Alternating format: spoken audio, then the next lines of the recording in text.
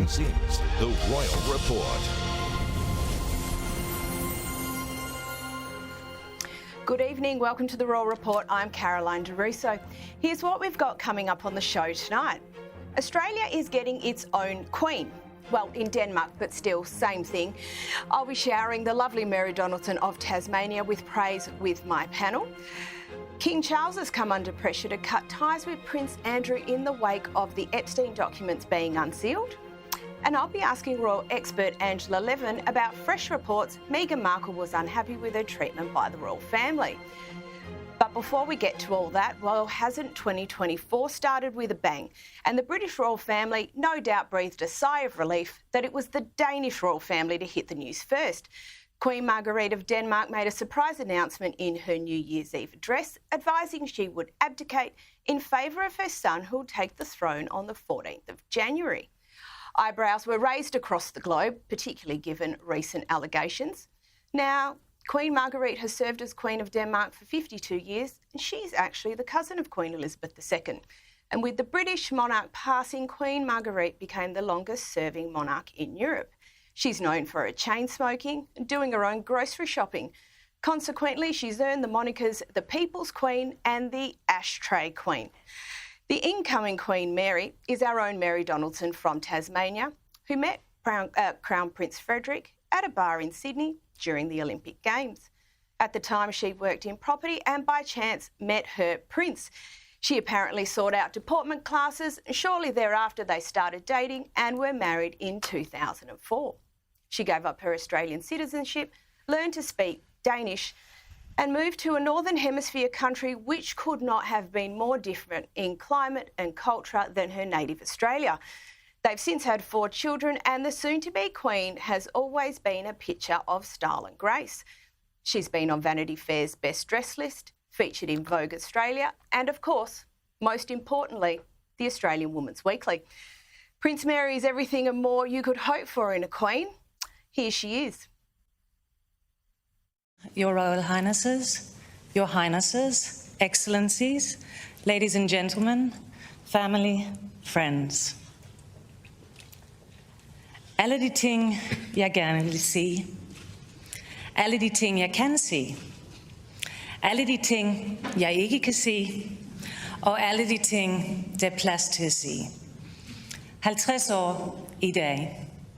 Far til 4, frømand, kunstkender, musikelsker, militærmand, sportsmand, min mand. Like Princess Kate, Princess Mary has a number of interests, patronages, ranging from fashion to sport and from anti-bullying to anti-obesity. And in less than a fortnight, she will become the Queen of Denmark, the first ever Australian-born monarch. And while no doubt it's a historic moment for the Danes, it is quite literally unprecedented for Australians and one of great national pride.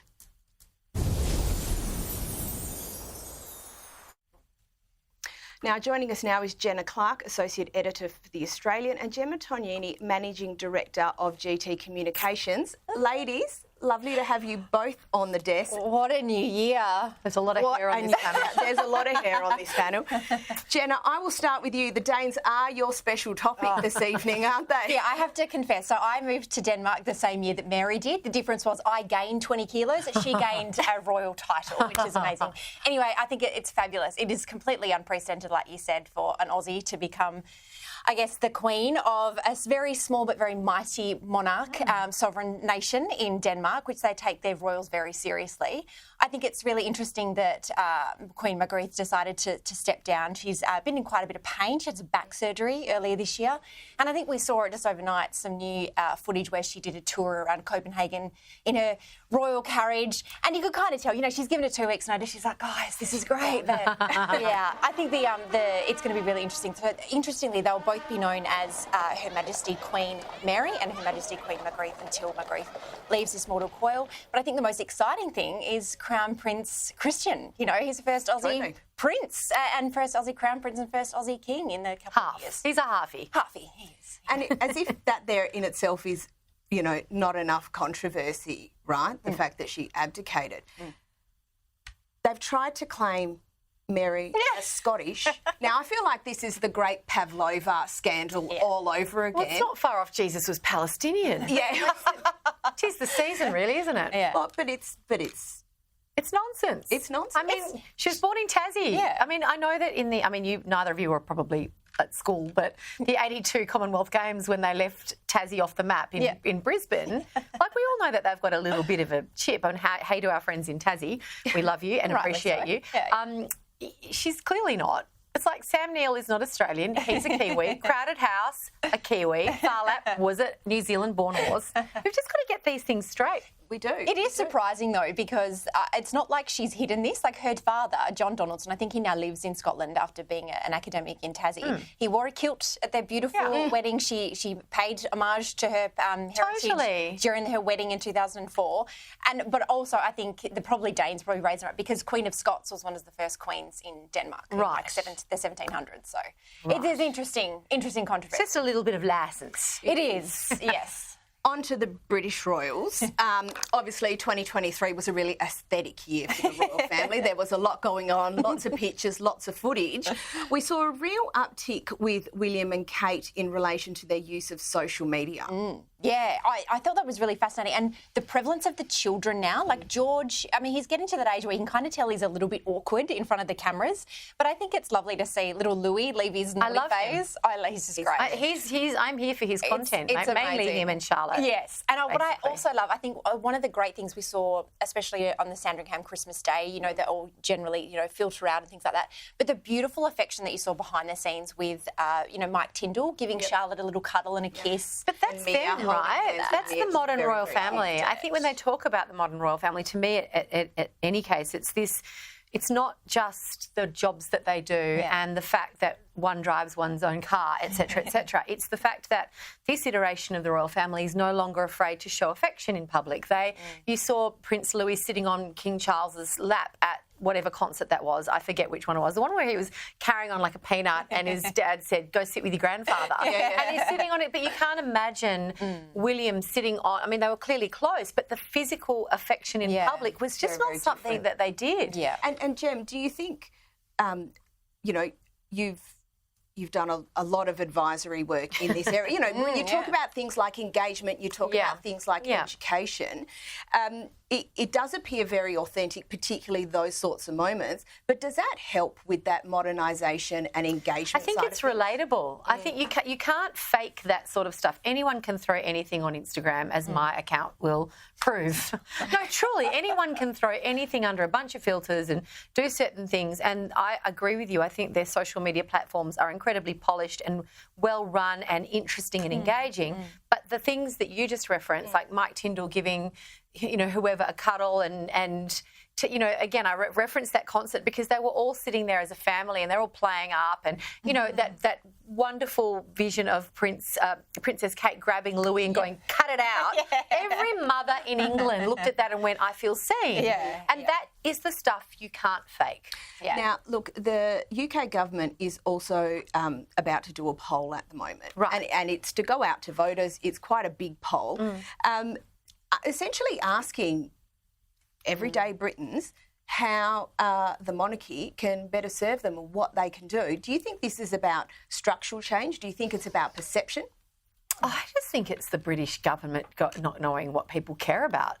This is my take. I think the British people, the majority of British people are very, very connected to the idea of the royal family. They feel a great deal of affection. I think they'd be more interested in a poll that says, how can we as the government serve you better? That would also be helpful. I just don't see the reason for it. How about you, Jenna? Do you think that, you know, particularly given the economic conditions at the time in Britain, do you think that people maybe feel like they can have some input into how they can get better value out of their royal family? I think it's interesting, but I think it is. I think this is just Rishi and co just saying, what more can we do to throw, like, you know, a cat on the table to say, nothing to see here, let's focus on the family, you know, that sits above us all. Forget the chaos in the streets. What are the royal family doing? I mean, come on. I think and I think the royal family probably got a much better antenna than any type of poll. 100%. And I also think people see through it. If I was a person, you know, I spent a week in London in November. I'm by no means an expert, but everybody from every cabbie every cabbie I was in a car with, everyone I spoke to, and a variety of different circumstances and jobs and whatnot, great deal of affection for the royals, not a lot of affection for the government. Yes, I definitely agree. That's your poll right there. Yeah. Jem, Yes. we saw all the royal family go down to Sandringham. Yes. And again, you want to talk about those very close sort of Yes. moments. Everyone was there. Andrew was there. Fergie was there. Well, obviously Harry and Meghan weren't there. Yeah. It's been described as a power move. What are your thoughts on that? I don't understand why it was seen.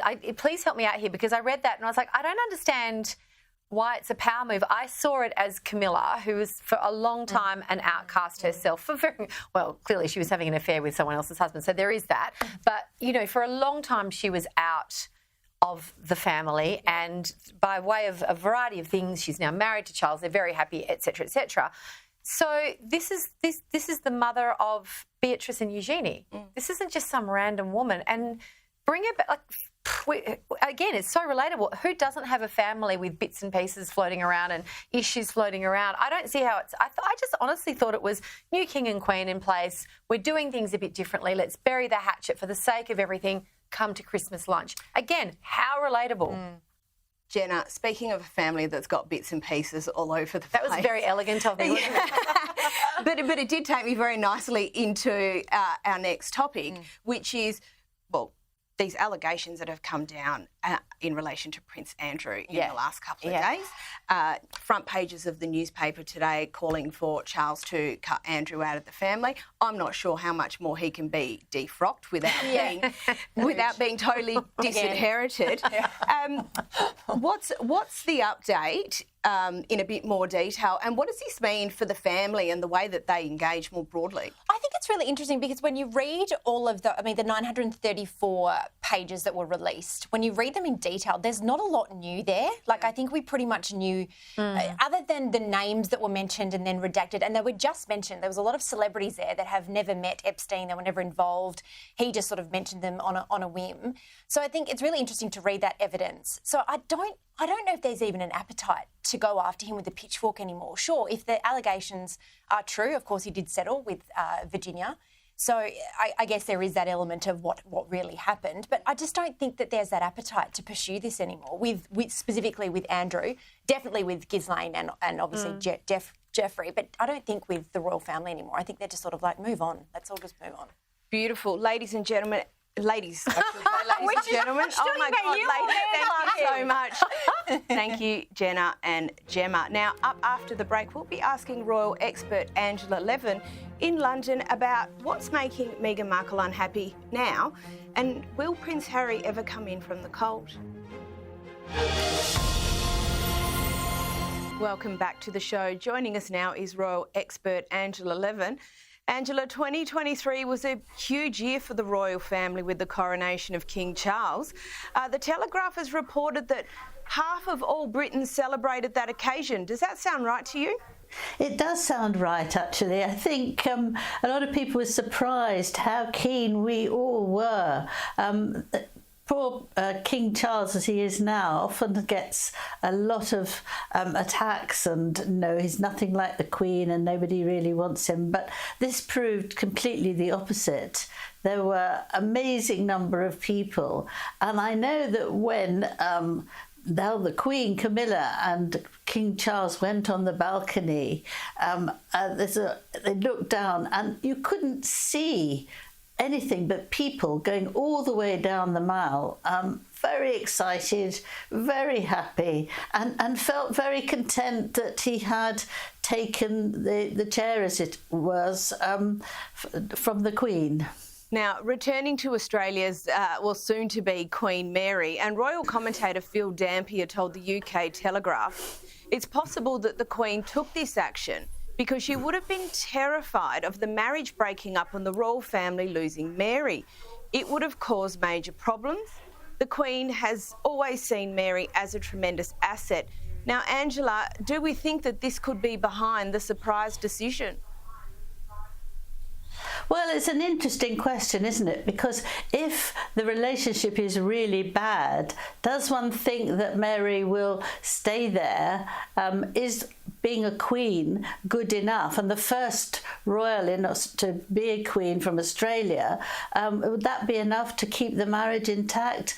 I think it might have been a worry and concern, but I think also that she's had a very bad back, and she feels, you know, she's 83 and she feels rather old, and I think that she thought this was the right time. I think she's gathered lots of things together. I don't think it's just about Mary, who she absolutely adores, because you don't want somebody to have a terrible life with the person they're living with. I think it's just a part of it, and I'm sure she would have talked to Mary about it, and she would have agreed, and that she would stay with the marriage. Now on to Meghan and Harry, and we understand this week there's a report that apparently Meghan was furious, and this is while she was still a senior royal, because she considered that the royal family had different rules for her than other members. Now, Angela, do you think that this was the case? And if there was, do you think potentially there was a good reason for that? Well, frankly, Meghan is the most difficult woman to satisfy.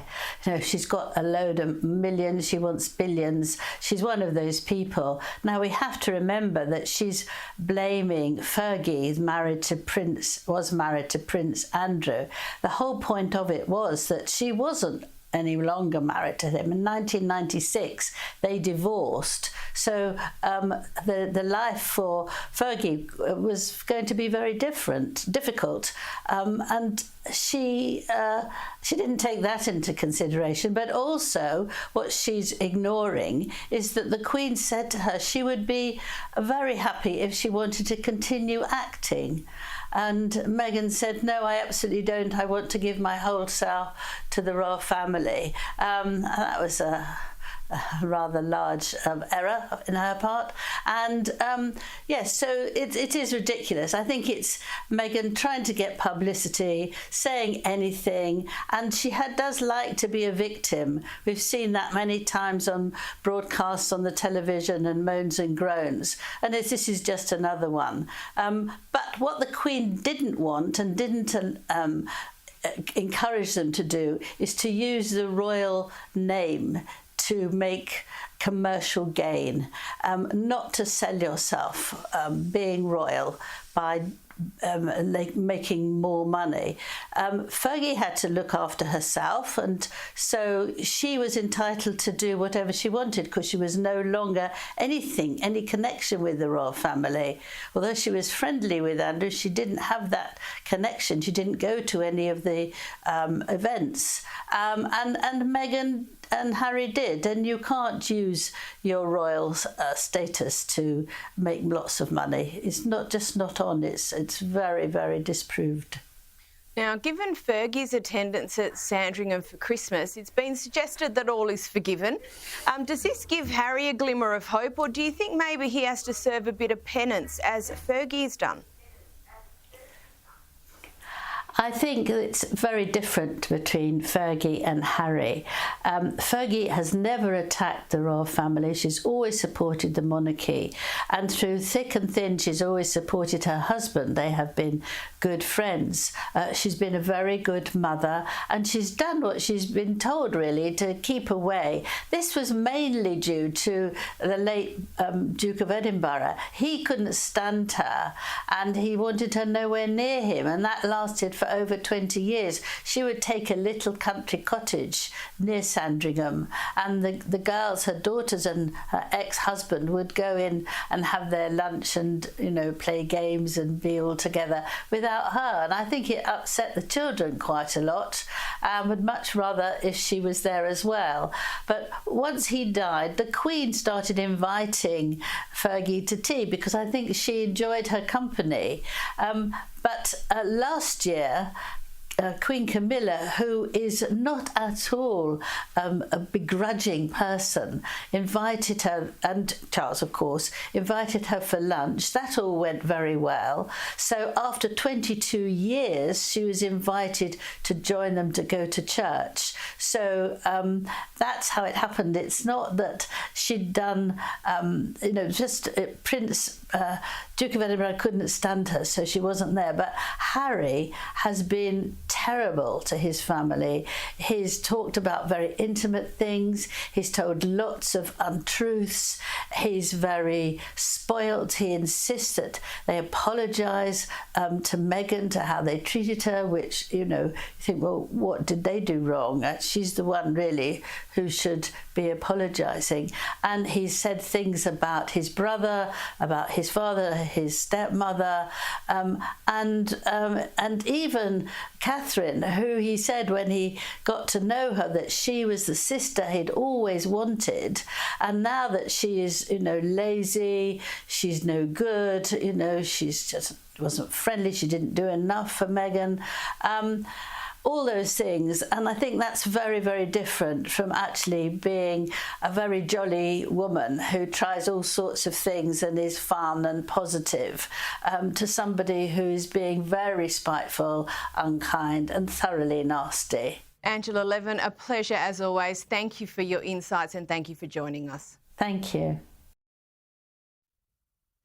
Now, just before we go, as you all know, William and Kate's children are a huge part of royal life. They often attend functions with their parents, they get involved in activities, and they are not a shy bunch at all. Anyway, The Sun newspaper has put together a compilation of the funniest pics of the royal children from 2023.